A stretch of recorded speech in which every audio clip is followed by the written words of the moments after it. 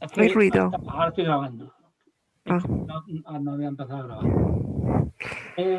Bueno, pues Nietzsche apura lo que se llama el poetizar pensante, y entonces escribe en forma poética, con lo cual utiliza muchas metáforas, porque Nietzsche es un gran conocedor de la cultura clásica, la cultura griega, porque realmente él es un filólogo griego, no estudió filosofía, sino filología griega.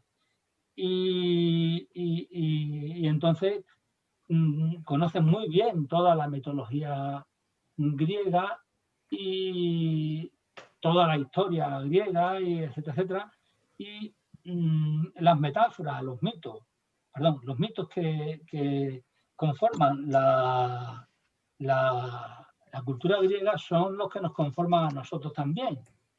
Lo único que ocurre es que ya se han quedado relegados al inconsciente y no nos acordamos no nos acordamos de ellos conscientemente, pero están actuando en nosotros. Eso por una parte. Y por otra parte, utiliza metáforas acudiendo a esos mitos. Entonces, al utilizar metáforas acudiendo a esos mitos, lo que sucede es que pues da por supuesto que el lector conoce aquello, ¿no? Y entonces uno se pierde con la metáfora. Esa es la dificultad, por lo menos en mi caso la que tuve. La primera vez que me enfrenté a Nietzsche, pues me pasó eso. Con 17 años yo, el primer libro de Nietzsche que empecé a leer me fue así a Zaratustra y no lo entendía, pero no porque no entendiese el argumento, si no había ningún argumento, lo que no entendía era lo que decía. Vamos, no entraba de nada. ¿Por qué? Porque lo que decía era cosas que yo no conocía, ahí no había ningún argumento que entender, ¿no? Bueno, entonces es bueno tener una serie de ideas sobre Nietzsche, que eso lo dije al principio, para con esa idea, aunque no sea bueno, cuando uno se enfrenta a un autor o a una tradición, como por ejemplo hemos estado hablando antes de las baítas o del budismo, no es bueno tener ideas preconcebidas que alguien te explique o que las veas en un manual, porque entonces vas mirándola con anteojeras, ¿eh? Y no descubres las cosas por ti mismo. Pero bueno, hay veces que no hay más remedio, ¿no? Lo que sí es bueno es, bueno, tengo estas ideas que me están sirviendo para comprender a este autor, pero estas ideas también las pongo entre paréntesis, ¿eh?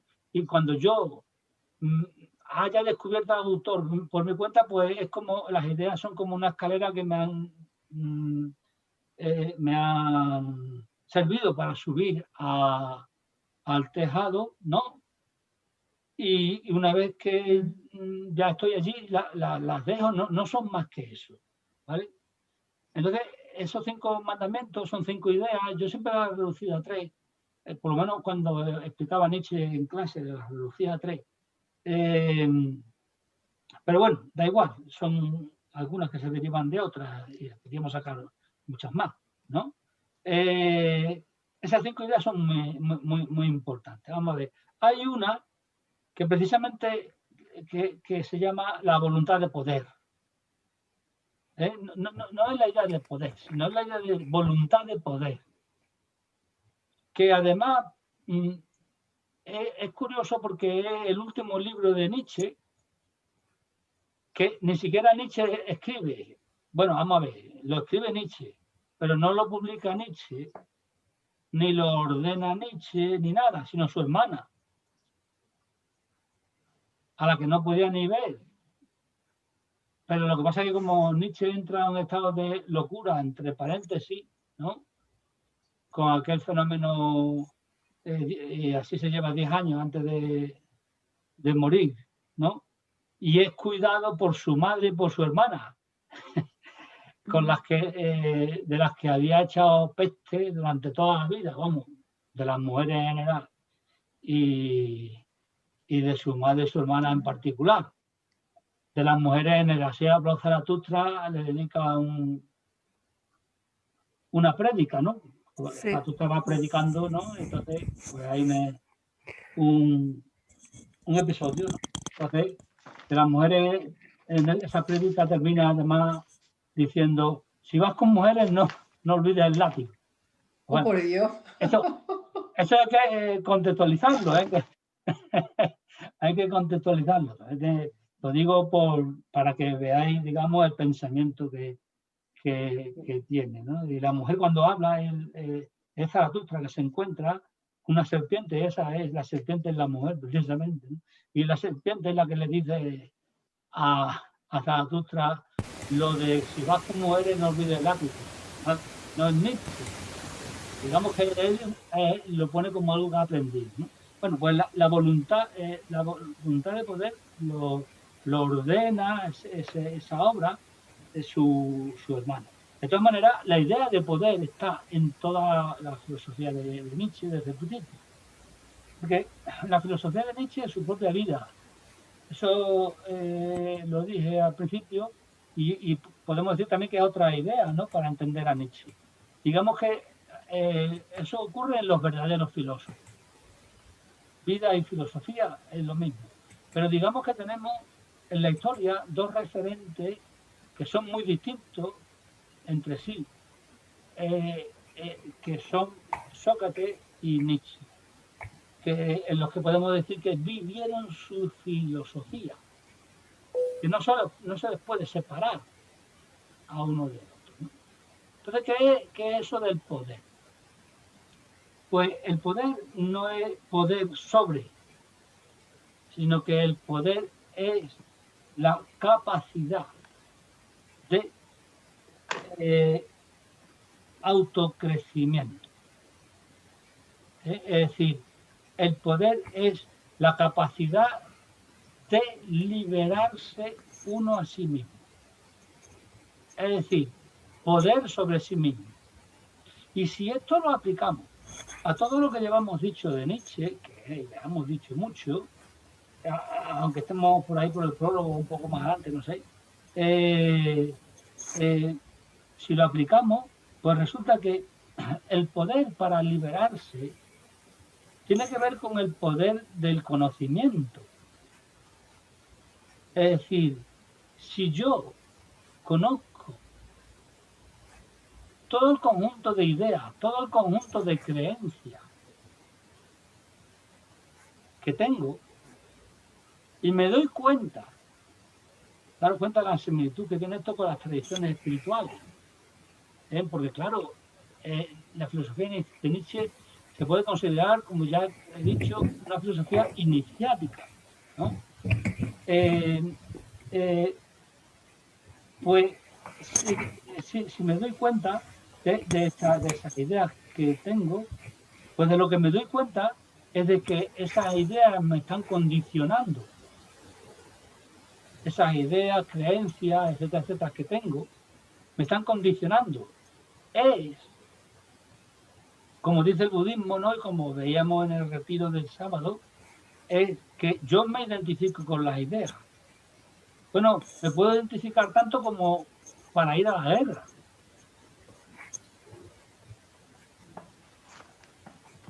Y montar un genocidio, si es necesario, ¿no? Pero bueno, sin irse a ese extremo histórico, a nivel individual, nos identificamos con las ideas sin saber ni de dónde vienen y sin haberlas analizado. Entonces, somos esclavos de esas ideas.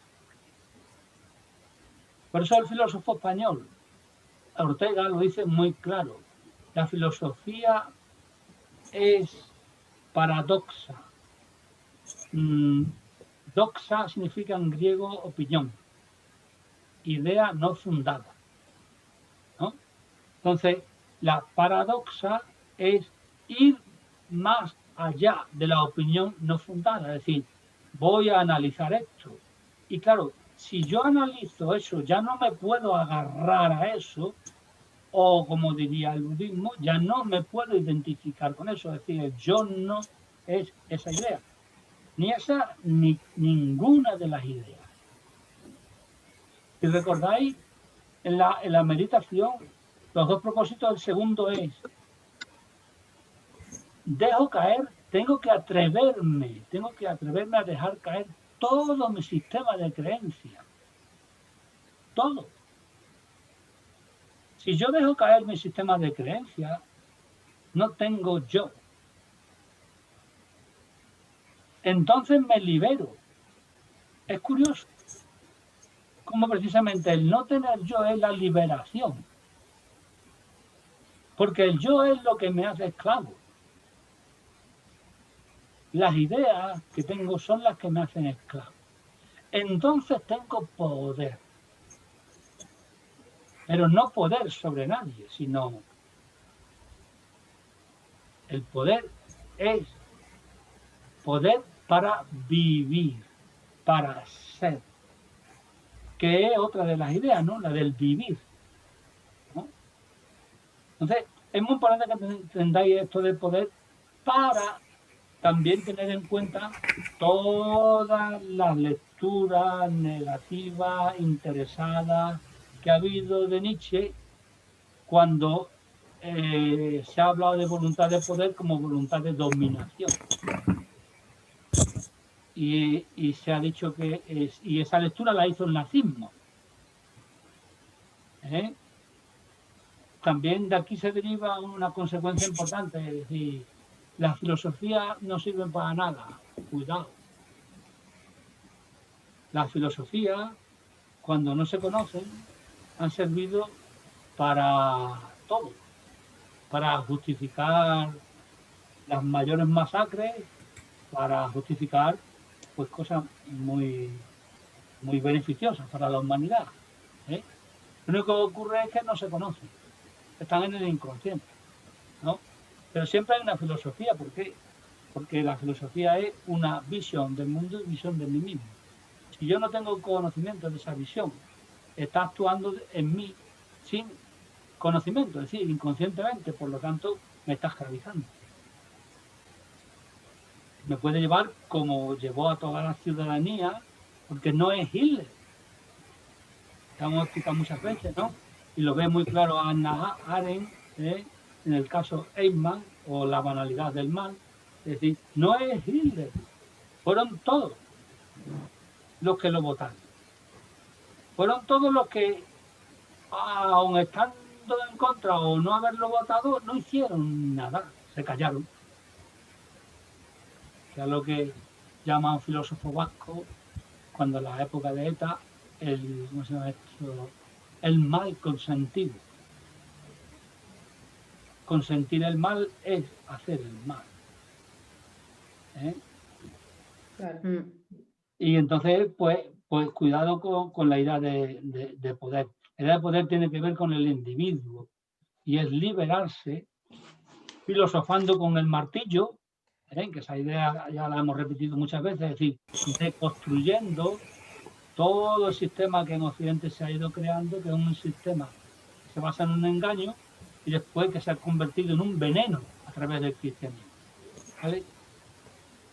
Bueno, otra idea. A ver si nos da tiempo a ver alguna. Bueno, el otro punto que habla de la afirmación de la vida. Si os dais cuenta, cuando terminé de hablar del poder, dije que el poder no es poder sobre otros, sino que se manifiesta en el poder en el sentido de liberación, y la liberación es atreverse a vivir. Vivir. Porque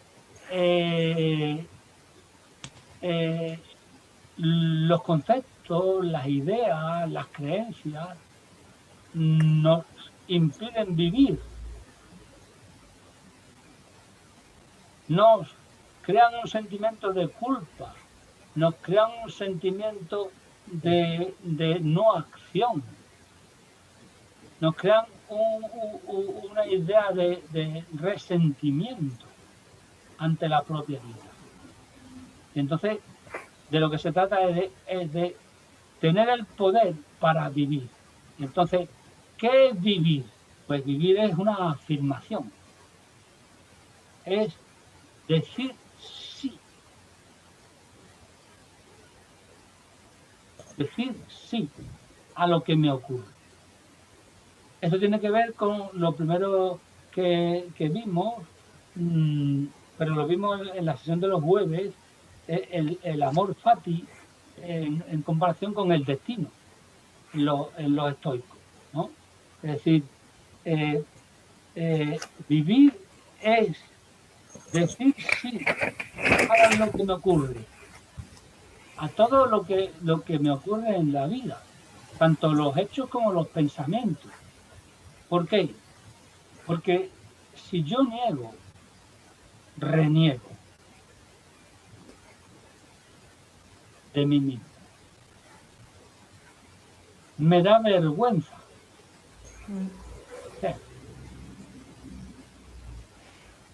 Sin embargo, si yo elimino el lastre de esas ideas que producen la pena, la tristeza, el resentimiento, la vergüenza, pues entonces vivo. Lo peor del no vivir, lo peor del no vivir es que es el no atreverse. ¿Y por qué no se atreve uno a vivir? Bueno, pues esto procede de la cultura occidental, concretamente del cristianismo, que es el decir que determinados aspectos de la vida muy amplios, que además son precisamente los que más afirman el vivir, son malos, son pecados. Y si los vives, es decir, si los realizas, pues estás condenado a la eternidad del sufrimiento. Que esa eternidad del sufrimiento no es ya el infierno, porque digamos esa es la visión popular, para que la gente lo vea, que le da miedo el infierno. Pero antes de darle miedo al infierno cuando mueran, lo que les pasa es que sienten culpa. Y el sentimiento de culpabilidad te impide vivir. Y eso es lo que Nietzsche nos quiere quitar. Es decir, si tenemos poder, podemos vivir. Podemos vivir como el niño, que es la última transformación del hombre. Hemos dicho que el hombre tiene que es un puente tendido entre la bestia y el superhombre. Decía en el Así habló Zaratustra, ¿no? Entonces, para ir del hombre o de la bestia o al superhombre, para que ese hombre se transforme, tiene o llega a superhombre, tiene que sufrir 3 transformaciones. La primera es que el hombre se ha convertido en un camello. En un camello, ¿por qué? Porque la joroba del camello es la que le permite llevar todo el peso de la moral encima. Es decir, todo el peso de lo que se nos impone y nos hemos creído. Entonces, la segunda transformación es cuando el camello se transforma en león. Y entonces, ¿qué hace el camello? Dice no. Y es como si se removiese y toda la moral, ¡buah!, todo el peso de las ideas, las costumbres, etcétera, etcétera, fuera. No es que se nieguen, no es que se eliminen en el sentido de que decimos que son mentiras. No, no, no, desaparecen. Vamos a ver, las quitamos de encima con nuestro poder. Tomamos el poder de nosotros mismos, no actuando desde el sistema de creencia que hemos adquirido a través de toda la cultura occidental, no ya solamente nosotros como individuos, sino la totalidad de la sociedad, ¿no? Y eso tiene que ver con nuestra historia. Entonces, esa es la segunda transformación. Y la tercera es cuando el camello, y entonces el león, entonces ya llegamos al superhombre, en que es lo que Zaratustra anuncia, la llegada del superhombre. Dios ha muerto y el hombre es algo que puede ser superado. La superación del hombre es el superhombre, ¿no? Pues la tercera transformación es cuando el león se convierte en niño. ¿Y el niño qué hace? Juega. Bueno, pues el jugar es precisamente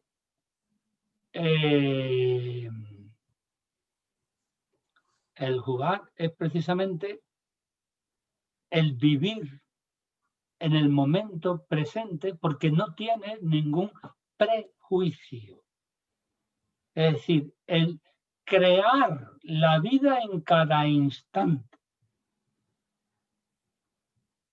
Cada instante es absolutamente sagrado, absolutamente único, pero cuidado, no se puede cosificar, porque es un instante de creación. Claro, sí, solo sí, se está y se vive en el instante.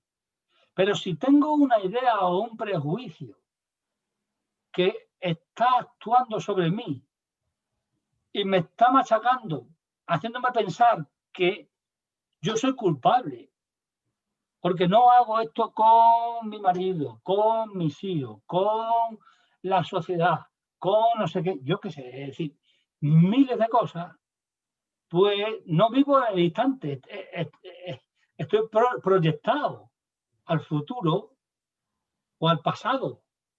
Por eso tengo estrés. Y si se agudiza, tengo angustia y depresión. Y me quiero morir, porque esto no es vida.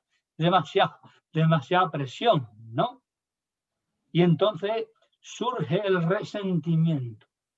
El resentimiento es lo peor, porque el resentimiento es sentirse víctima. Cuando uno se siente víctima, que es lo que ocurre con la moral del rebaño, que es la moral del débil, el que se siente víctima, pues como hemos dicho, uno cuando se identifica con la víctima se convierte a su vez en verdugo y empieza a atacar a los demás. Tú eres el culpable de que yo esté así. Todas las peleas entre amigos, entre países, entre parejas, entre padre e hijo, son de culpabilización, es decir, es culpar al otro de mi situación. Es decir, es que no me entiende. Pues si no me entiende, la culpa la tienes tú. Entonces, claro, si nos quitamos todo eso de encima, no vamos a ser culpables, no vamos a estar resentidos. Y claro, en principio vamos a vivir el instante como un instante en el que fluye todo el ser o toda la vida. Y esa es la afirmación de la vida, que a su vez es, si os dais cuenta, la crítica a lo que la sociedad nos ha ido enseñando, pero que es un gran veneno. El veneno es sentirnos culpables. La culpa.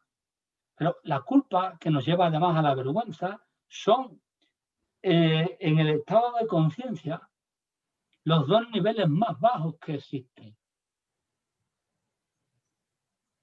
En el mapa de conciencia de David Hawking, del que hemos hablado tanto, ¿no? Entonces, esos estados de conciencia, al ser tan bajos, tienen mucha pesadez, es decir, son muy densos. Y entonces, por eso producen el resentimiento, por eso producen el ataque. Producen el ataque hacia uno mismo, hacia el que está al lado, y al final el ataque hacia los otros, generando guerra y ya en el último escalón generando un genocidio en nombre de unas ideas que yo me he inventado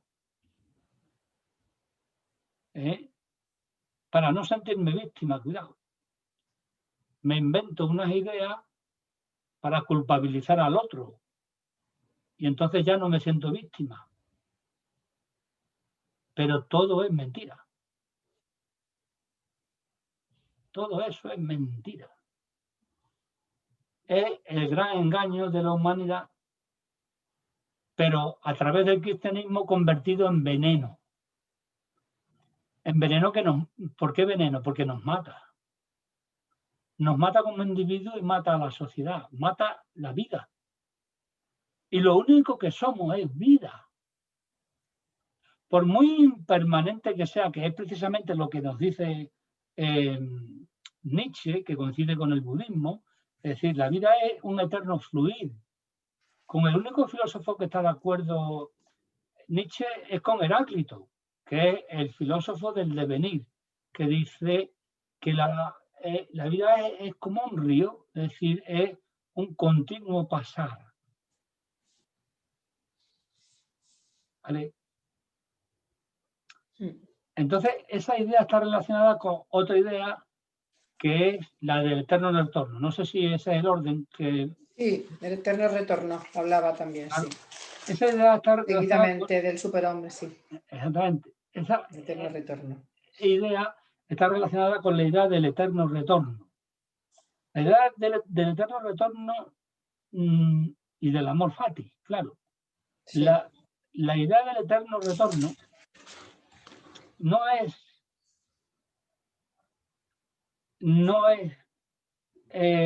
una idea estrictamente física. Es decir, hay un ciclo del tiempo que se repite, sino que es una idea metafísica. ¿Cuál es la diferencia? La diferencia es que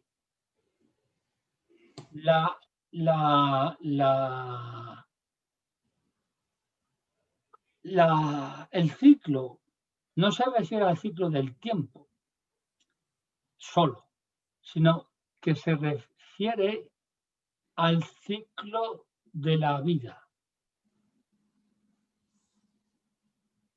Que para Nietzsche es el ser. No hay el ser, porque el ser es estático, un concepto, sino hay la vida. Y la vida no se puede encorsetar en un concepto. La vida es fluir, es impermanente, es algo que va ocurriendo, sucediendo y creándose en cada instante, ¿no? Bien, pues lo que viene a decir Nietzsche, y esto es muy gordo, es que, y es la idea de eterno retorno, es que cada instante, no identificar instante con un momento del tiempo, sino con un momento metafísico de la vida. Un instante no es un momento del tiempo, es decir, podría durar en el tiempo mucho tiempo o podría durar muy poco. No sé si me explico. El instante tiene que ver con una presencia, un estado de presencia, que es eternidad. Cada instante es la eternidad. No hay tiempo. Ahora bien, ese instante, y esa es la dimensión metafísica que no se ha entendido realmente en Nietzsche, sino que se ha entendido la dimensión física, bueno, es una teoría física de que el tiempo es cíclico, ¿no? Pues ese instante que yo vivo ahora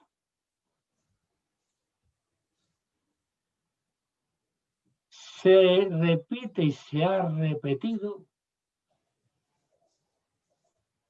eternamente.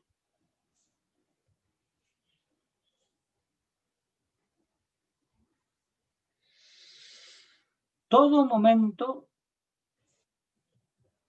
es un momento que se va a seguir repitiendo infinitas veces, por decirlo así, aunque no correcto, digamos, porque hay que, es para acentuar lo que quiere decir.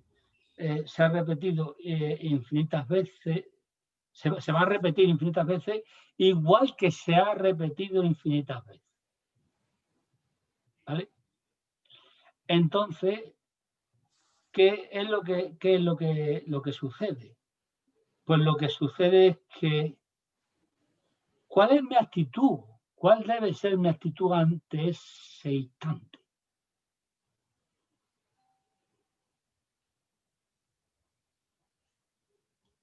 Pues mi actitud ante ese instante tiene que ser la de la afirmación. Me pase lo que me pase. Porque si yo niego algo,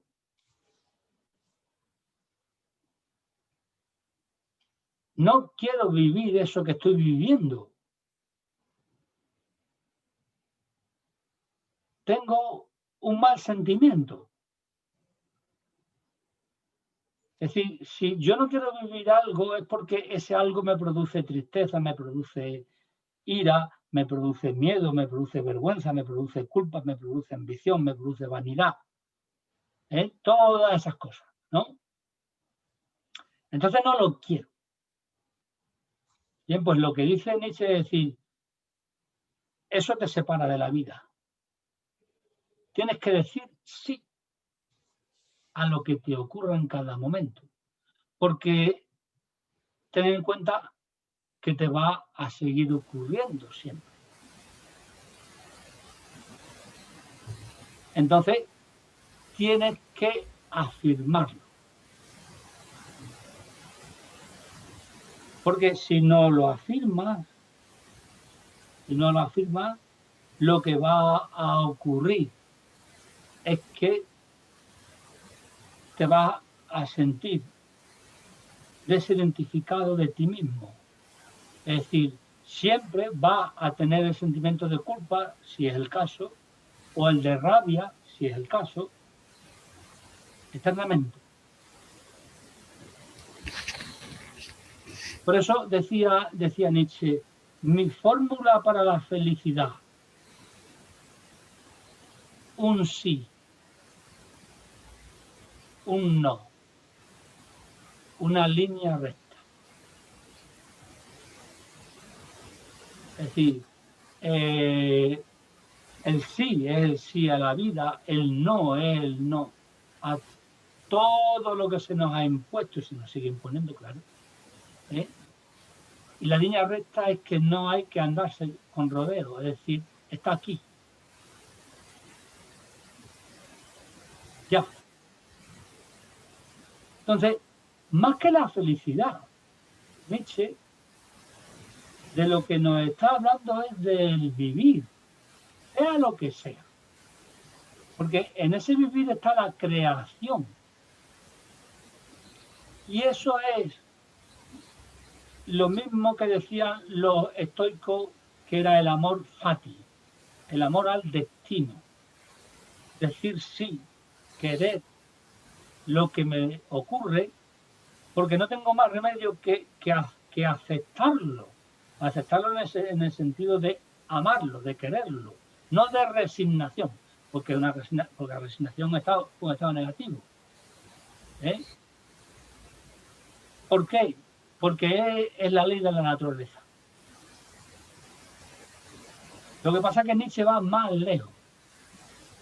Nietzsche es como los estoicos, es decir, amor fati, sí, efectivamente, amor al destino, pero no porque sea algo necesario que me tenga que ocurrir.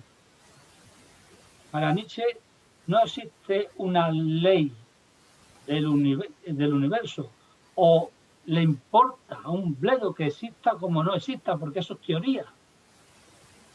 Lo que sí sabe es que en este momento estoy sintiendo y viviendo esto.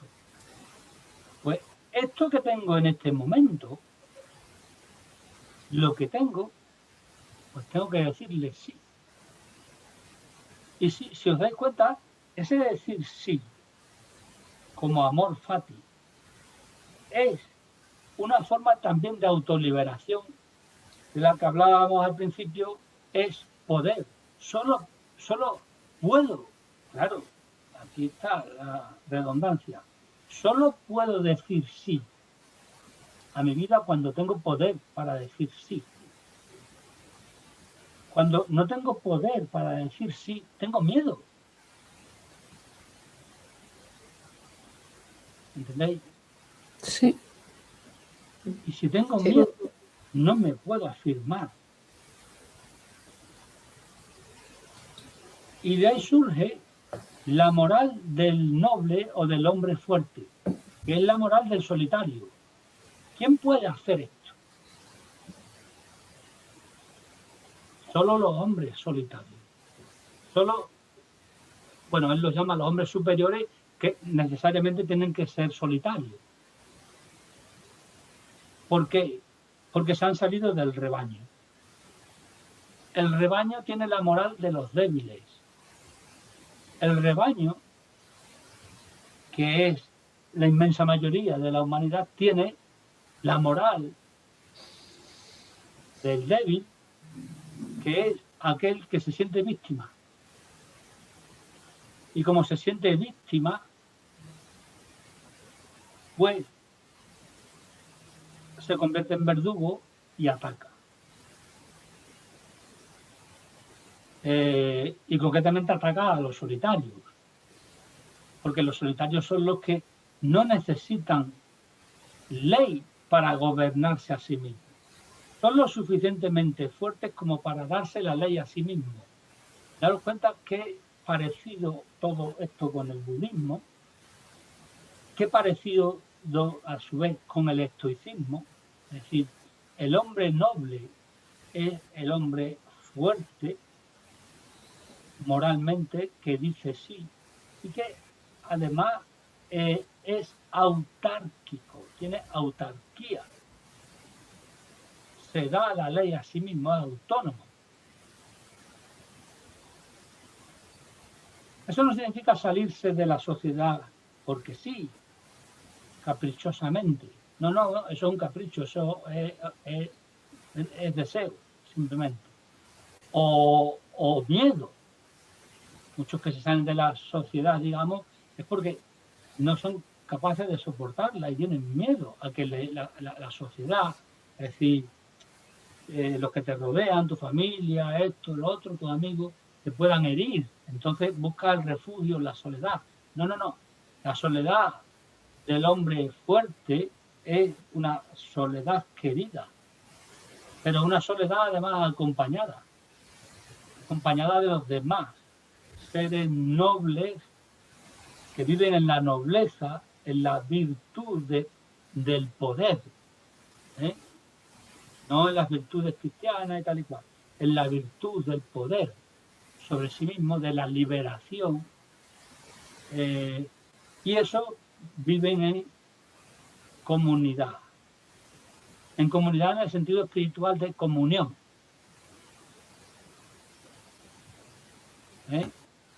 Es muy interesante esto, y ya con esto termino. Hay un libro de Unamuno que se llama La vida de Don Quijote y Sancho, y en el prólogo de ese libro, que es uno de los mejores comentarios que hay al Quijote, pues en el prólogo lo que se describe es el camino hacia el sepulcro de Don Quijote. Y ese camino es el camino que realizan los hombres solitarios. Es decir, los que son Quijotes. No sé si entendéis, digamos, la metáfora, la comparación, ¿no? Sí.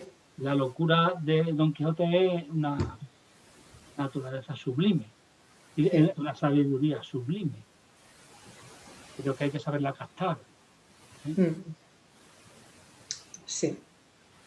En fin, ahora me gustaría que me preguntase y que hablásemos, porque yo creo que explica todos los conceptos,